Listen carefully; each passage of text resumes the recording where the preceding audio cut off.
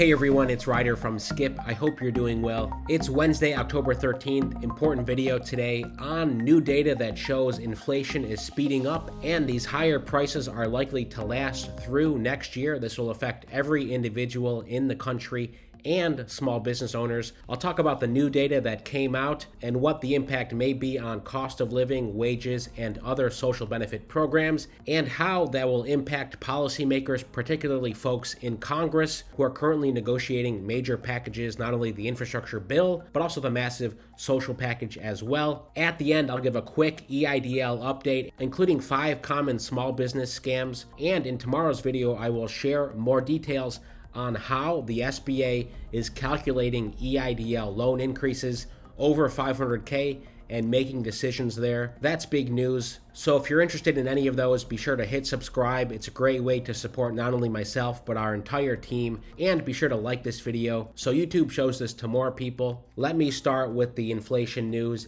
Inflation is accelerating and it's spreading through the economy. This from the Wall Street Journal. The inflation rate is at its highest in over a decade, with price increases from pandemic-related labor and material shortages rippling through the economy. So this came out from the Labor Department today. They said that the Consumer Price Index, which measures what consumers pay for goods and services, rose by 5.4% from a year earlier. Earlier this year when we saw these signs of inflation, some economists thought, oh, this might be temporary, will normalize, but now more economists are seeing this as a long-term thing. And this inflation is not just persisting, let's say in the grocery store, your eggs or your milk are costing more, but it's actually having a broader impact overall on cost of living, wages, social benefits programs. Speaking of today, the Social Security Administration announced that higher inflation would trigger a 5.9% increase for Social Security benefits. That's the largest increase in Social Security benefits in nearly 40 years. There are supply chain bottlenecks, which I'll talk about in a minute, and a shortage of workers that are driving up wages, putting pressure on companies to raise prices. Here's the Consumer Price Index change. So what's rising? Housing costs are still high. There's low inventories. There are rising energy prices. Those are keeping inflation higher for longer periods. Plus, prices for groceries, gasoline, and heating fuels rose in September. Those prices will likely remain high through the end of this year. Another factor to all of this is the bottlenecks at major U.S. ports. Today it was announced that the Biden administration brokered a deal with the Port of Los Angeles for the port to operate 24/7 to help clear the backlog. We know demand for consumer goods drastically increases November, December, getting into the holidays, and that's expected to happen this year too. So some see that as a helpful sign, helping, the Port of LA going 24/7. However, these supply chain bottlenecks are not just limited to one port in one state, they're across the US, so it might not help the overall problem that much. The Fed is worried about inflation risk. At the same time, it has firmed up its tapering plan. The central bank says it will start reducing asset purchases next month and plans to end the stimulus program in the middle of next year. That's what's been keeping interest rates low. Here's a quote I want to read from William English, who's a former senior Fed economist who is now a professor at Yale. Quote, "The inflation numbers have been bad and the supply chain information is pretty bad. It looks less transitory and like some of these supply chain difficulties will persist for a while." He goes on, quote, "The key question is when does that begin to weaken the public sense that inflation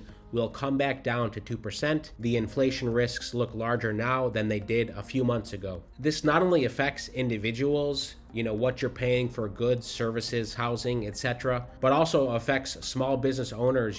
Depending on the type of business you have, you may still have very high variability in terms of customers, demand, your revenue. You may still be struggling to stabilize. That's a reality we hear every day in our one-on-one calls when we are helping people with EIDL loans, funding, and other items, which, by the way, we're fully booked through the end of the week, but I just opened up a few slots this weekend. I'll be taking one-on-one calls, and some other teammates will join as well, because we realize you, as a small business owner, are really concerned about making sure you have enough of a solid foundation, given inflation, given the challenges of hiring people, the higher costs that may be expected in the future to pay people more money. You're certainly interested in good capital, especially low interest loans. And no doubt about it, the SBA has some of the best terms, period. 3.75% over 30 years. The fact that you can pay off other business debt business loans, business credit cards with those loans. So in our opinion, it's the right move for you as a small business owner to think strategically now. Again, this moment in time where there's still uncertainty, costs are going up, inflation's going up, where if you can better strengthen your business, you should. Anyway, if you want one-on-one support, use the link in the description. Again, there's only a handful of spots end of this week. We're opening up more next week if you don't mind waiting till next week. And you can skip the wait list, which is now over 4,000 people, by using the link in the description. And to piggyback on all of that, IMF released a major report yesterday where they cut the global growth forecast.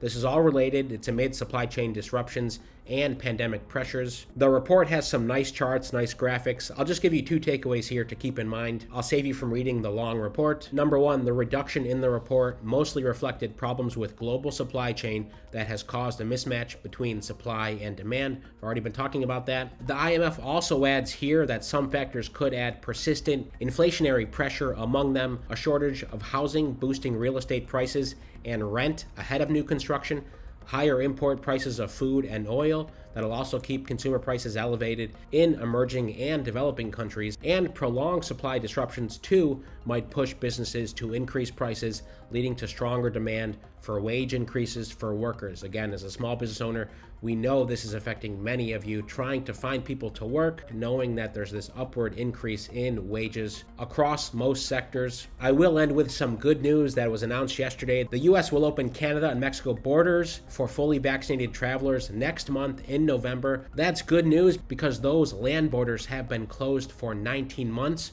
for non-essential travel. Think about that, 19 months, those borders, the two major U.S. trading partners. Again, that's for vaccinated travelers. Unvaccinated travelers will continue to be banned from crossing the borders with Mexico or Canada. Now, before I end, of course, I'd love to hear what you think about not only this border news, but also the major inflation risks, and how are you thinking about it as an individual or small business owner. Finally, I did mention that I would share 5 common small business scams and how to avoid them. We did an in-depth piece on this on our blog and app. You can download our free app in the App Store or Google Play. Just search Hello Skip. I'll talk about this in more detail in the next video, but one of the biggest ones right here on the YouTube channels is impersonators for our channel, other channels, lots of scammers. Avoid them all. We will never ask people to text a certain number or go to Instagram. If we reply in YouTube, it will always be to go to our helloskip.com website, or a short link that goes to our website, or a helloskip.com related email. So keep that in mind. You know, it is out of control across all YouTube channels, especially when it comes to a lot of this funding information, financial information. There's also an SBA Verify Account info scam,